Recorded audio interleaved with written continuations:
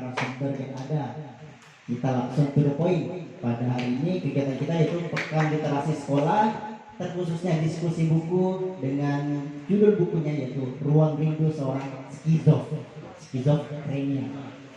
Sudah ada yang pernah searching nggak apa itu? Keren ya namanya, kira-kira itu apa sih? Skizofrenia. Oke, nanti kita dengarkan dari ketiga narasumber yang memiliki background berbeda tetapi satu tujuan yaitu menjelaskan tentang isi buku yang Ibu Ida tuliskan. Langsung saja kepada yang pertama, mau tanya siapa? Boleh? Kayaknya yang spesial terakhir dong. Dari yang paling muda ya. Oke? Kepada sahabatku Khairul Fakih dipersilakan.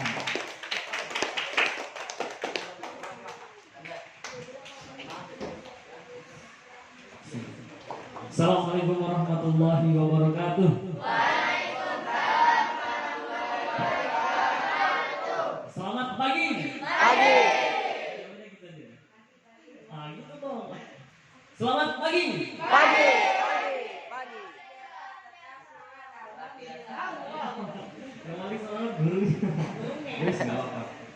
Salam kenal, saya Fakih. Senang ya. Kayaknya ada yang nggak familiar juga sama teman kawan-kawan pramuka ini. Pernah ikut lomba ya? Enggak. Pernah ya? Enggak. Kayaknya ada yang nggak familiar soalnya. Yang pertama sebelum saya ini kasih waktu berapa lama berapa ini? 20 menit ya. Saya rasa lupa waktu loh ngomong. Kita mulai dari sebelum saya lanjutkan.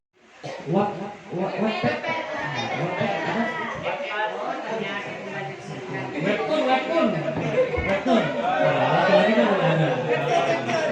Penggemar semua. Kalau Google Book ada. Nah, malas downloadnya.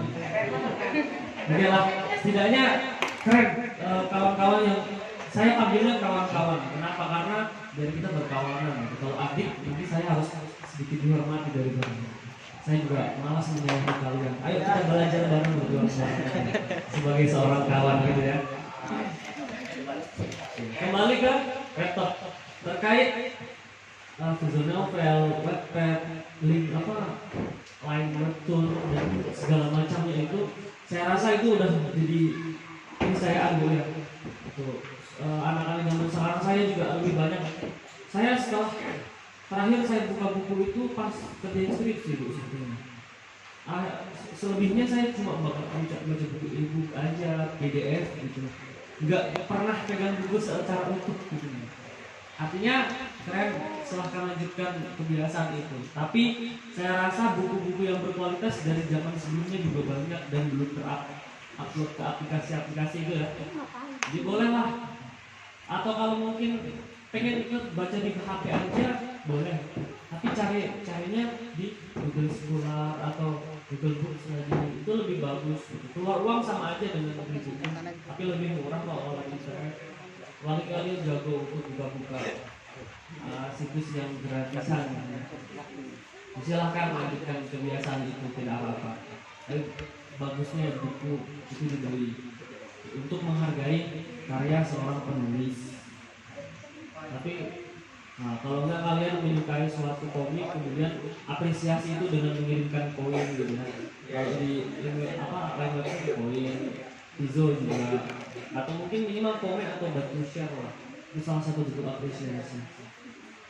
Kemudian itu mungkin pengantar saya terkait buku, perspektif saya terkait buku. Kemudian saya dihadapkan dengan tantangan untuk membedah buku Ruang Rindu Seorang Skizofrenia. Sedikit karena yang banyak nanti pasti penulisnya. Sebagai seorang penulis pembaca buku awam, penikmat buku ya. Seperti sama kayak kalian, ada yang pernah nulis sebelumnya? Ada yang pernah nulis nggak kawan-kawan kalian? Nulis status lah minimal ya kan. Tapi status yang jangan cuma gini, jangan cuma San More, jangan-jangan yang ada nilai kata-katanya gitu kan. Pernah nggak? Pernah. Pernah ya? Pernah. Sering. Buat sering. Setiap buat status pasti begitu. Hariku sungguh kelam, pagi mendung dingin, saya terlambat sekolah. Artinya itu story-story yang mengungkapkan isi hati kalian gitu kan. Jangan yang mau pamer kayak Sonori, baju baru nih guys, YTTA, YTTA. Ada ya, pasti ada lah di antara ini. Atau mungkin kalau yang punya kepribadian melankolis, dikit-dikit nangis, dikit-dikit story, itu pasti saya rasa bakalan punya banyak catatan di bukunya. Saya juga pernah menulis puisi cukup, tapi nggak terpublish. Ada sih publish beberapa aja gitu. Itu saya gabut karena putus cinta ya, zaman SMA. Tapi ternyata guys, ternyata kawan-kawan sekalian, dari sebuah kejadian yang memilukan hati, itu kita idenya semakin berkembang gitu. Ibarat kalau kata Spongebob itu apa? Luar pelangi di atas kepala karena suatu kejadian gitu. Entah karena putus cinta, entah karena memang disakiti seseorang, atau karena suatu masalah yang pelik, sehingga kita itu apa sih? Kita pengen pengen ngomong terbuka-terbukanya.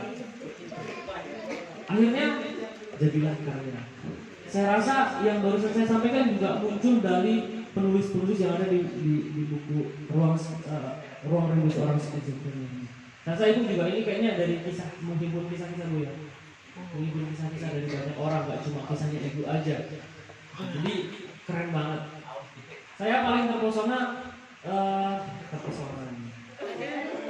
Saya itu seorang aktivis ya, seorang dulu pas di kampus seorang presiden BEM, tukang demo. Saya seorang presiden di sekolah Islam Sostais gitu. Paham juga ya sedikit banyak paham terkait hukum Islam, terkait perdebatan gender, kemudian hukum-hukum fikih terkait keperempuanan, itu cukup sedikit paham. Kalau ditanya dalilnya mana, wah, ayo buka-buka dulu, nggak paham, nggak hafal. Ada salah satu judul kisah namanya Air Mata Kinawa. Air Mata Kinawa ini adalah seorang perempuan yang dia diboikot, ditentang oleh seniornya, kakak kelas ini yang kakak kelas ini, sorry banget ya. Kalau ada adik kelas kalian yang berkualitas, jangan dicekal untuk berkembang gitu ya. Kamu ini masih junior saya, ini semester bawah, ngapain jadi ketua, ngapain jadi ABC. Jangan sekali-sekali begitu, karena itu sama saja dengan memutus sayap seorang kupu-kupu, seekor kupu-kupu ya, yang terbang tinggi karena diputus sama seniornya. Jangan begini dengan ini, akhirnya tidak jadi. Nah, kasus dalam Air Mata Kinawa ini, dia mencekal cita-cita seseorang, mencekal harapan seseorang dengan sebuah agama. Wah, ini sering terjadi itu, apa-apa dibantu dengan agama, apa-apa dibenturkan dengan agama, dalil-dalil agama. Baik tidak baik, tapi saya rasa perlu ada pencocokan di sana, memahami agama secara komprehensif, tekstual dan kontekstual. Nah, yang kadang kita salah memahami agama karena kita hanya bisa membaca, kalau bisa merefleksi dan memahami konteksnya apa. Ini yang mungkin salah. Ya sama kayak Kinawa ini, dia menangis terseduh-seduh. Kenapa? Karena dia gagal jadi seorang ketua. Enggak gagal juga. Dia pengen jadi ketua di organisasi, tapi dilarang oleh seniornya karena dia itu adalah seorang perempuan. Kamu seorang perempuan dengan dalil A, B, C, kamu tidak boleh. Kamu bukan seorang pemimpin. Padahal pemimpin Islam di buku ini juga tersampaikan. Jadi nggak cuma kisah-kisah romantika anak-anak dan orang tua yang kena masalah aja, tapi ada nilai hikmahnya. Ini yang keren dari buku ini, bahwa setiap judul yang cerita-cerita ada dalam buku ini punya nilai edukasi masing-masing. Nilai edukasinya apa? Ya menyesuaikan dengan keadaan yang ada, masalah yang ada dalam setiap terpenjam. Contohnya ada gadis pembuat saraba, itu cukup mentrik juga. Gadis pembuat saraba ini adalah sama seperti kalian nih, masih SMA ya? SMP ya? Iya, SMP dia. SMP, dia itu seorang perantau dari Sulawesi. Dia merantau, kemudian di sini selain sekolah, jauh dari orang tuanya, dia tinggal sama kakeknya. Artinya dia harus merawat kakeknya juga, gak cuma merantau numpang hidup aja. Kemudian dia bekerja sebagai penjual kopi, penjual minuman saraba, tahu ya saraba. Tahu. Dan kisahnya cukup apa namanya, kenapa? Karena ketika walaupun dalam keadaan lagi melayani pelanggan, kemudian dia sedang apa membuatkan minuman saraba itu, di sela-selanya dia baca buku, di sela-selanya dia baca Al-Quran. Yang keren adalah orang harus pikir itu, orang pasti mikir orang udah capek kerja gitu, waktunya nggak ada pelanggan, istirahat dulu kan gitu. Dia tidak, dia belajar 2 kali.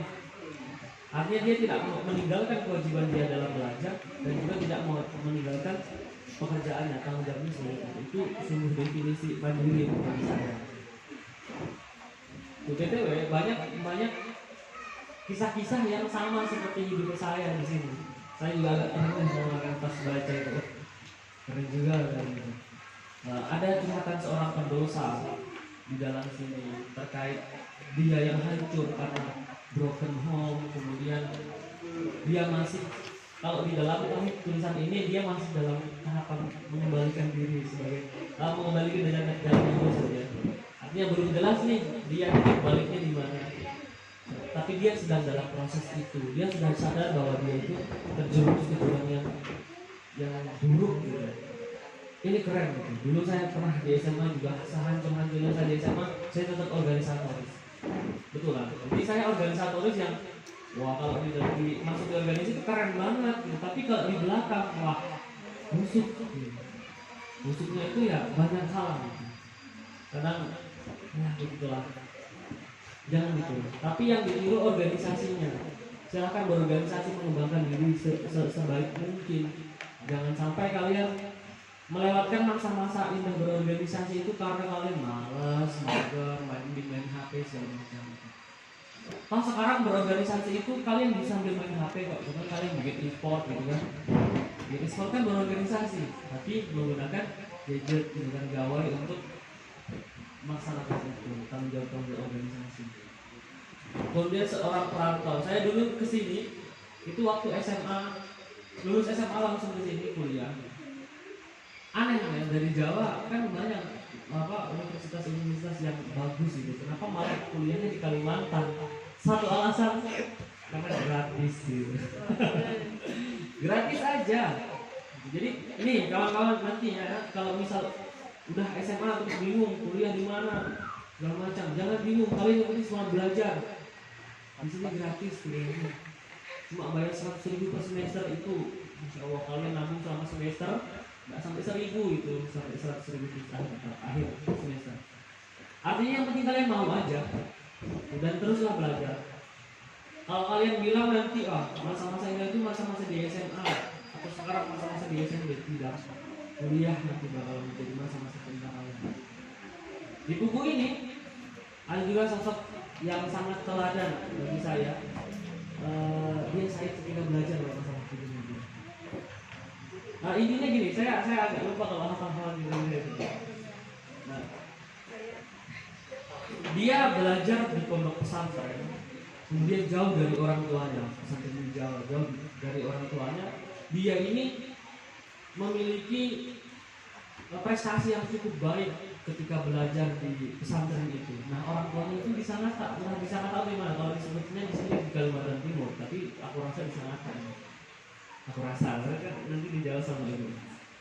Karena salah satu keluhnya adalah bapaknya ini seorang pekerja tambang, ibunya itu seorang juga kalau masalah seorang guru. Nah dia ini ceritanya udah di akhir penghujung belajarnya, jadi dia udah SMA mau wisuda. Nah, karena mau wisuda otomatis orang tuanya kan datangin dia ke Jawa itu, ke tempat pesantrennya itu. Sayang, seribu sayang, karena ibunya gaptek, nggak bisa pakai online, nggak bisa pakai Gojek atau apa namanya yang aplikasi online SIM segala macam itu ya. Akhirnya ketika dia turun dari bandara, dia meminta jemput anaknya untuk menjemput dia di bandara. Nah sayangnya ketika di bandara dia dapat tragedi, anaknya itu dapat tragedi. Namanya pesantren kan pakai HP ustadznya ya, jadi dia pakai motor, pakai alat pesantren lah. Dia diintimidasi oleh 2 orang preman pakai kartu segala macam, diintimidasi untuk diambil hartanya. Jadi dia datang nih, minta uangnya bosnya. Namanya anak pesantren kan nggak punya uang ya, punya uang tapi nggak disimpan dan nggak dibawa terus kan. Minta uangnya nggak punya, segala macam diizinkan sampai HP ustadznya itu mau diambil sama premannya. HP-nya mau diambil, gimana? Pasti dia menolak kan gitu. Kan ini punya ustadznya, ini punya ustadznya nggak bisa saya kasihkan segala macam. Akhirnya dia mempertahankan HP itu sampai di titik dimana dia tertusuk. Nggak tahu tusuknya pakai apa, nggak dijelaskan dia. Di perutnya hingga dia kritis. Yang paling menyesal dari semua kejadian itu adalah ibunya. Dan di sini juga jelaskan ibunya sangat menyesal. Kenapa? Karena dia nggak belajar cara pakai maxim atau pakai Gojek segala macam. Coba itu dia bisa aja cuma install kemudian pesan yang jemput itu ojek kata rasanya, tapi dia nggak jemput anaknya. Akhirnya anaknya kritis selama 1 minggu. Kemudian ayahnya datang dari Kalimantan, cuti bekerja, tidak cuti, datang teman dia sampai pada di titik dia itu sembuh, tapi sembuhnya itu tanda-tanda dia beneran tiada. Jadi dia lebih baik, dia bisa ngobrol segala macam sampai pucat gitu. Hingga ternyata itu adalah penggembira dari Tuhan untuk memberikan salam terakhirnya bahwa dia akan meninggal dunia. Nah, selang berapa hari meninggal si anak. Artinya luar biasa, orang meninggal ketika sedang dalam belajar, artinya dia dikatakan syahid, itu sama seperti orang-orang syahid. Itu keren banget. Jadi motivasi belajar kalian jangan karena nanti saya pengen belajar terus meninggal aja gitu, cari preman dulu saya gitu, jangan. Wah gawat nanti kalau gitu. Karena ngincar syahidnya jadi, saya mau cari perkara sama preman biasa dibunuh pas lagi belajar, jangan. Ingatkan diri kalian untuk belajar dulu, belajar. Masalah kalian sadar tidak belakangan, masalah kalian bisa membanggakan orang tua atau tidak belakangan. Ini kalian punya niat belajar.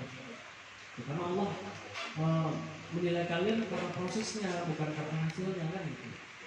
Bahkan jujur saja ya, saya dulu ketika mencapai beberapa penghargaan di kampus gitu ya, malah jadi hampa karena kita udah berada di puncak yang paling tinggi, udah paling tinggi, mau ngapain lagi di atasnya, gitu. Udah jadi presidennya mau ngapain lagi ya, bikin kegiatan sifatnya monoton begitu aja, sebenarnya formalitas begitu aja. Udah nggak ada asiknya adalah ketika kita bagaimana merintis diri kita, memantaskan diri kita sebagai seorang pemimpin sampai di puncak nanti. Nah, kesalahan saya adalah saya tidak membuat cita-cita yang lebih tinggi daripada bintang presiden itu. Nah, di sini juga ada penggemar pemilik cita-cita yang tinggi. Tapi dalam judulnya ini dia mengejar cita-cita cinta seorang perempuan, seorang gadis. Jadi kalau di kisah ini terakhir ya, kisah tentang ruang rindu seorang skizofrenia ini. Ada seorang laki-laki, dia itu kala itu masih kecil, masih umur 18 tahun, nanti lah lebih spesifik. Dia menyukai anak-anak, juga anak-anak juga mau pedofil namanya. Menyukai perempuan, remaja nih. Dari dia kecil 14 tahun, dia itu tetanggaan, tapi nggak pernah bertatap muka, nggak pernah dia ngobrol apalagi tatap muka. Jadi malu-malu kucing gitu laki-lakinya ya, mau malu-malu tapi mau tuh dia ngikutin nih perempuan kalau dia lagi berangkat sekolah, dia pulang sekolah, dia lagi main di depan rumah, dia ngikutin. Bahkan dia tidak berani menampakkan dirinya, dia cuma duduk dari jendela. Kemudian sampai ada di titik di mana laki-laki ini udah anak perempuan udah selesai SMA, laki-laki ini udah siap menikahi perempuan itu. Dia ngomong sama mamanya, mau saya ingin menikahi anak ini. Mamanya bertanya-tanya tuh, kenapa nih anak saya tiba-tiba mau nikah sama si A, padahal dia nggak pernah kenalan, nggak pernah berinteraksi satu sama lain, nggak pernah sama sekali. Akhirnya si mama ini ragu lah ya kan. Coba tanya dulu sama dia, takutnya dia nggak suka sama kamu udah lama malu-maluin keluarga kan gitu. Akhirnya di suatu momen saya lupa momennya apa, mereka bertemu saling sengaja dan akhirnya disengaja.